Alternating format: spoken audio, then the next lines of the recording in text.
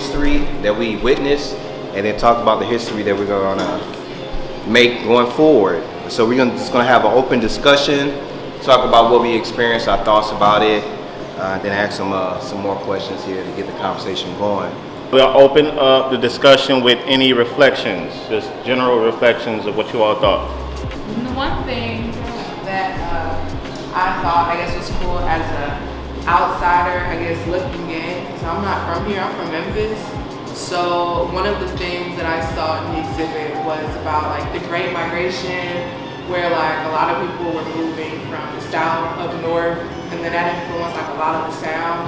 And then it made note of like how there's not necessarily like a specific sound as far as like the St. Louis sound, because it's just like a floor of just a whole bunch of different things. If it wasn't a St. Louis thing and just music in general, then I probably wouldn't know the difference so much, because it's like so many of the world's most influential sounds and musicians and artists are literally like cross paths here, and like from, I mean, your Scott Joplins to like Josephine Baker and Chuck Berry, and paved their own way and been like majorly influential to the sound of music as a whole, not just one genre, but they've influenced like other genres as well. So yeah, that was kind of my take from it, how influential we are.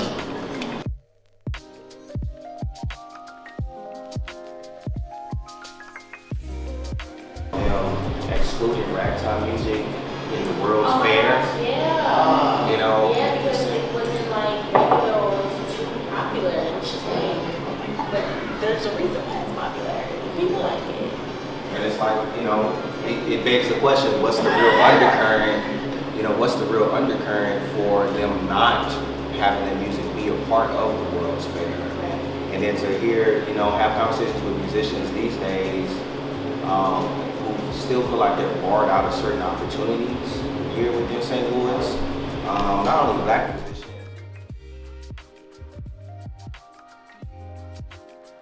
Get your stuff on local radios here.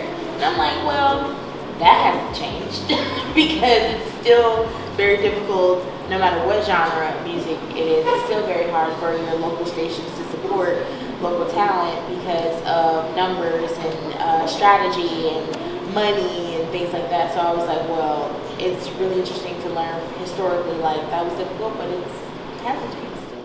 That's really what that is. Yeah. It's no different than streaming. Like the labels were the ones that really pushed streaming on us for the last decade, right? Or even Sony, before the Walkman came out, Sony was the one that kind of developed that technology, and Sony has the whole music label, right?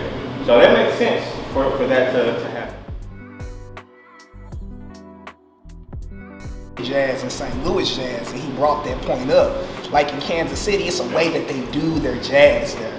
But in St. Louis, you got to be able to play with the guy who can play rock, then go do the stuff with the rap guy. Yeah. And like everybody is moving around this music scene, playing so many different instruments and whatnot. That people are so versatile that big artists come looking for artists from here because they know how to play so many different styles of music. And I just think we got to lean into the fact that this is an incubator. You got to have. I've played.